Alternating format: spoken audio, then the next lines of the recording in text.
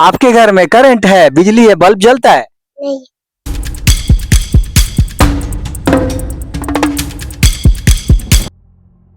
पहुंच विहीन क्षेत्रों की हालत आज भी ऐसे क्यों है? यहाँ के रह गुजर करने वाले हमारे जनजाति समाज के जीवन में आज भी इतना उथल पुथल क्यों है? सरकारी योजनाओं का लाभ इन्हें आखिर क्यों नहीं मिल पाता है? क्या ये जागरूक नहीं है? क्या इनको अपने अधिकार के बारे में कोई जानकारी देने वाला आज तक पहुंचा नहीं? ये सारी चीज़ों को अभी हम मेरे पीछे एक छोटा सा झोपड़ी नुमा घर और मेरे दाहिनी ओर अगर आप देखेंगे एक बहती नदी घने जंगल के बीच से प्रवाह होते हुए आगे की ओर लगातार बढ़ रही है। और इस नदी के ऊपर भी मैं आपको एक पूरी डिटेल में एक स्टोरी बनाकर आप तक रखूंगा, जिसमें जल, जंगल और जमीन और उससे जुड़े मुद्दे को बहुत ही सटीकता के साथ रखने वाला हूं। पर अभी हम डायरेक्ट इस घर में चलते हैं और इस घर में कौन कौन है उनसे मिलेंगे, उनके जीवन के बारे में जानने का प्रयास करेंगे और फिर आप तक कमेंट्स के माध्यम से राय शुमारी करने के लिए रख दूंगा। और पिछली कड़ी में अगर आप में से कोई हमारे दर्शक, हमारे साथी अगर हमारे उस कड़ी को नहीं देखे हैं तो मैं ऊपर आई लिंक बटन पर उसे डाल देने वाला हूं, आप अवश्य देखिएगा। और भी कुछ मुद्दे हैं, मैं उसे आने वाले कड़ियों में रखने वाला हूं, क्योंकि आपके बहुत सारे कमेंट्स आ रहे हैं, तो उस सारे कमेंट्स का जवाब मैं कोशिश करूंगा समय रहते आपको देता रहूं।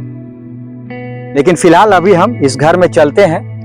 ये शाम का 5 बजने वाला है और इतने समय में ये लोग जंगल से अपने रह गुजर करने हेतु जरूरी के सामान जैसे लकड़ियां हैं या कांदा है या बाकी जो चीजें जंगल से उपलब्ध होती है उसे लेकर आते हैं और उसे भोजन के तौर पे बनाते हैं और उसी को अपने परिवार के साथ बैठ के एक साथ उसका अर्पण करते हैं। तो फिलहाल अभी हम इस घर में चलते हैं और ये देखिए, ये सारी की सारी जंगल की लकड़ियां बांस का उपयोग करके अपना बाड़ा इन्होंने बनाया है।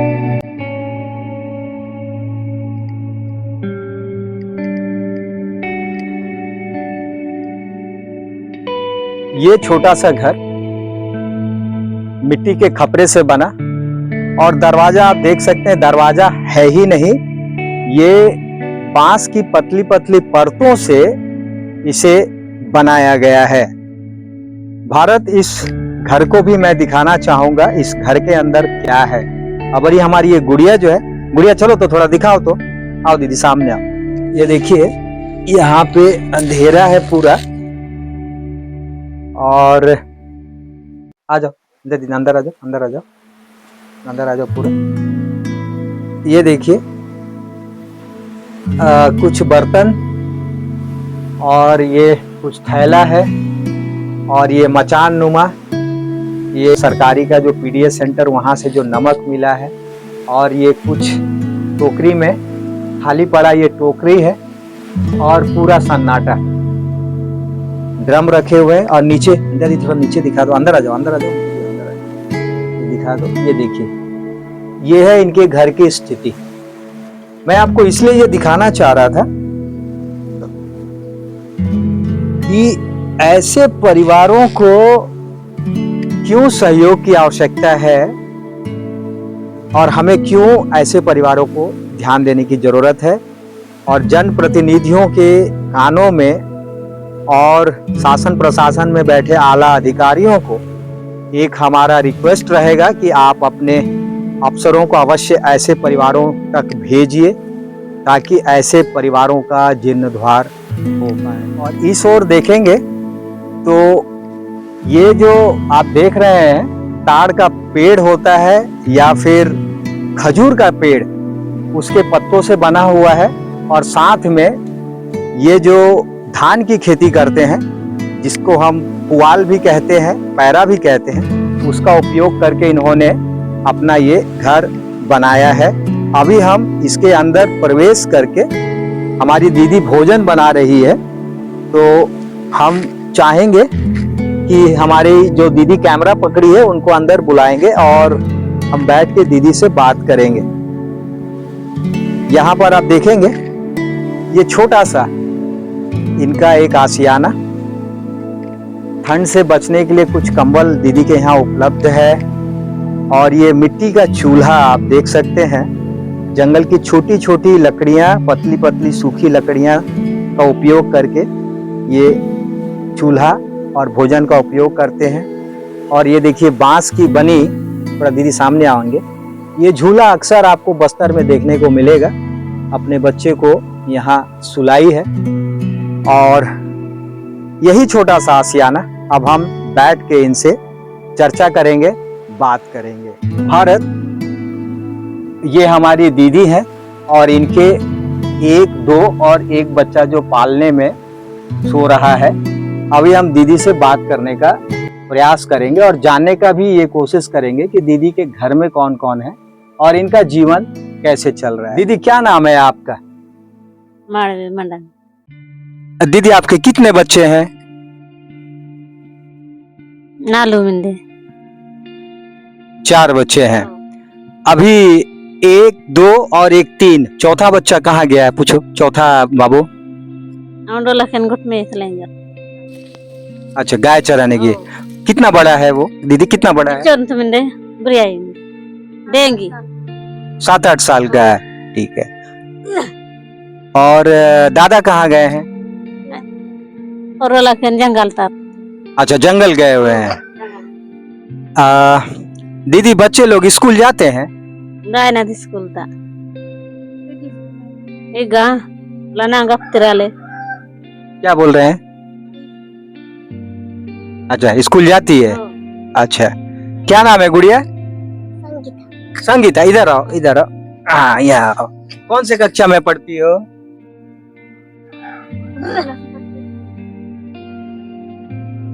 तीसरी में पढ़ती हो। अच्छा, कहाँ गए आपके पापा? जंगल गए हैं। अच्छा, ठीक है। स्कूल में अच्छा से गुरुजी लोग पढ़ाते हैं?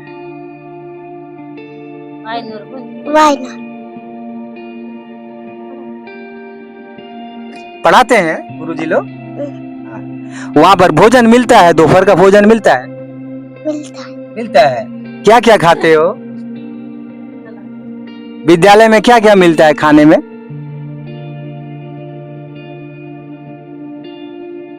सब्जी और खाना और दाल मिलता है। अच्छा, ठीक है। डेली स्कूल जाते हो? जाते हो।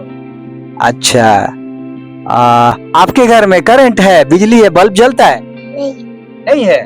कब से नहीं है गुड़िया?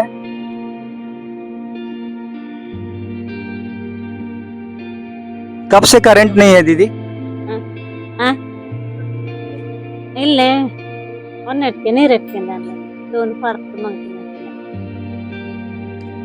अच्छा, जब से घर बनाए बिजली है ही नहीं, ठीक है। अच्छा, इनका घर का गुजारा कैसे चलता है दीदी आपका? पूछो तो।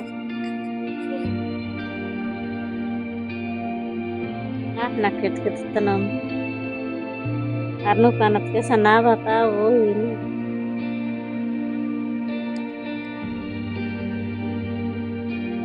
यानी जो सरकारी दुकान से जो मिलता है इनको, सोसाइटी से जो मिलता है, कितना किलो चावल मिलता है दीदी?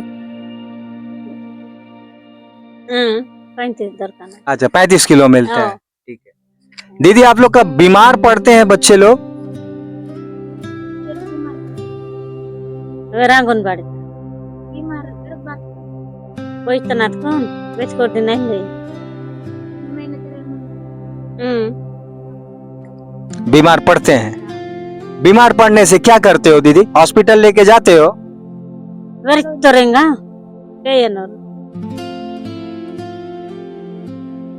यहाँ से हॉस्पिटल कितना दूर है जानती है दीदी?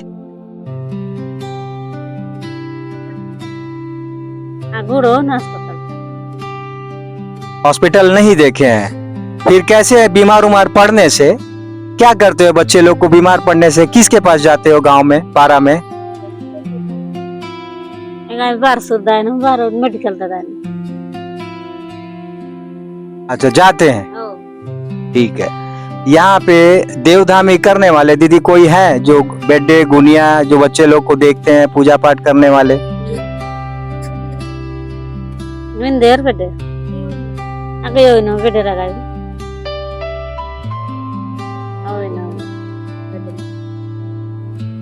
ये प्रधानमंत्री आवास योजना दीदी घर आप लोग को नहीं मिला है? डर को सरपंच आपके घर में आप लोग का हाल चाल लेने के लिए आता है दीदी? ಇಲ್ಲ कुछ के तरवत के पे इतना दिन तरवत से पे होई वाई ना दो टोटल पे इतना दिन दीदी महतारी बंधन योजना के बारे में जानते हो? इधर को ये जानते हैं महतारी बंधन योजना के बारे में? आओ बाहर कितना के अब इंदर कितना को ने के माफ दर को ओयो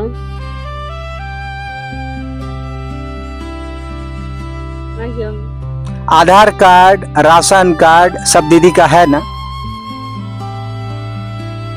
मैं देवो जमाइतो रंदे दादा पढ़ाई लिखाई कुछ किए हैं क्या? कोड मयूर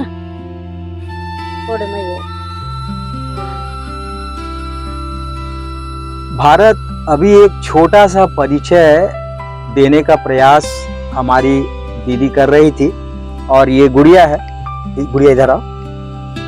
ये छोटे बच्चे एकदम मन के सच्चे, और अपने तोतली भाषा में इसने ये कहने का प्रयास किया कि विद्यालय जाती है और गुरुजी लोग पढ़ाते भी हैं और वहाँ दोपहर का भोजन मिलता भी है, लेकिन क्या मिलता है, कितना मिलता है, यह एक बहुत बड़ा प्रश्न चिन्ह है।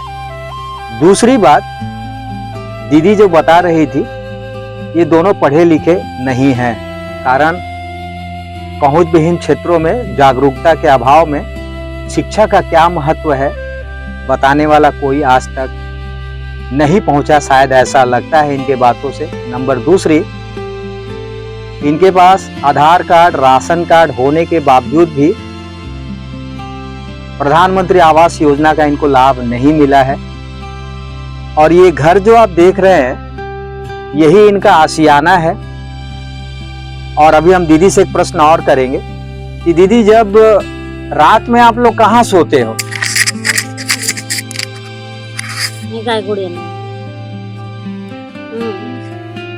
यही नीचे में सोते हैं। तो दोस्तों, जैसा कि आपने पिछली कड़ी में देखा था, जो मैंने दिखाया था कि वह परिवार भी इसी तरीके से खुले जगह पे, सब तरफ से जंगल है, पहाड़ है, नदी है, विषैले जीव जंतु कीट पतंग का आना जाना लगा रहता है, उसमें जीवन को खतरे में डालकर ये जमीन पे सोने को मजबूर हैं। कारण आप समझ ही सकते हैं, लकड़ी जला के पूरा परिवार जमीन के नीचे जो भी इनके पास उपलब्ध बिस्तर है उसको लगा के ये सोने का कार्य करते हैं, और एक तरीके से देखा जाए ये राम भरोसे आप कह सकते हैं। जनप्रतिनिधि क्यों अपनी इच्छा शक्ति को यहाँ जाहिर नहीं कर रहे हैं? ऐसे परिवार तक पहुँच के जो इनको लाभ मिलना चाहिए वो क्यों नहीं मिल रहा है? महतारी बंधन योजना जो कि छत्तीसगढ़ साय सरकार की एक बहुत ही बड़ी उपलब्धियों में से एक योजना है, जिसमें महिलाओं को सशक्तिकरण करने के लिए हर महीने जो एक राशि तय की गई है, अगर ऐसे परिवार को मिले तो क्या फायदा हो सकता है आप समझ सकते हैं। घर की हालत मैंने आपको बता दी, परिवार की जो वास्तविक स्थिति है मैंने ये भी बता दिया। तो कुल मिलाकर मैं आपसे कमेंट चाहूंगा कि ऐसे परिवारों के लिए आपके मन में क्या भाव है? ऐसे परिवारों के लिए जनप्रतिनिधियों को क्या करना चाहिए। शिक्षा और स्वास्थ्य के बारे में मैंने जो बातचीत करी वो आपने सुना। स्वास्थ्य के लिए ये अभी भी यहाँ के जो देवधामी हैं यानी जो पूजा पाठ करते हैं उन पर आश्रित है। यहाँ से हॉस्पिटल काफी दूर है। दूसरा, हॉस्पिटल कभी कभार जाते जरूर है, अगर समस्या बहुत ज़्यादा बढ़ जाती है वो भी आने जाने के जो साधन है मैं अभी आपको दिखाने वाला हूँ। वापसी में जो रास्ता है वो किस तरीके का रास्ता है और जंगल से होकर गुजरते हुए अपने बच्चों को साथ लेकर कैसे एक परिवार जूझता है, परिस्थितियों से बिखरता है, ये सारी चीज़ें आप लगातार हमारी कड़ियों में देखने वाले हैं भारत।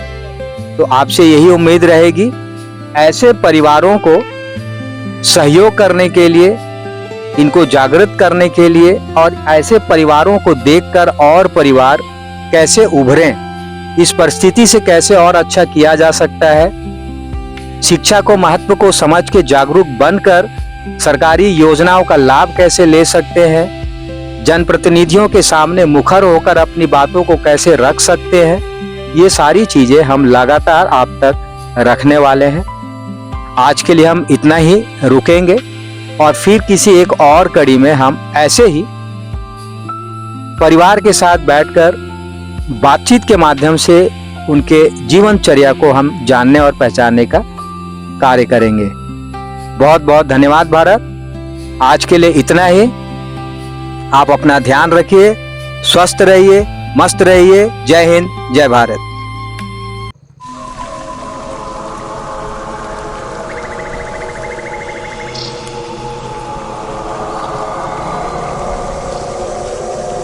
भारत में सिर्फ आपके लिए ही ऐसे पहुंच विहीन क्षेत्रों में लगातार जाता रहता हूं और वहां की सच्ची तस्वीर आप तक एक जागरण के तहत रखने की मेरी लगातार कोशिश रहती है।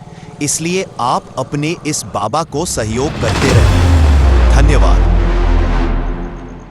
भारत। आप सभी का पूरे हृदय से आभार। आपका सहयोग लगातार हमें मिल रहा है और आगे भी इसी तरह से आप सभी का बहुमूल्य सहयोग और समर्थन ऐसे जरूरतमंद ट्राइबल परिवारों को मिलता रहेगा, ऐसा मेरा पूर्ण विश्वास है। धन्यवाद।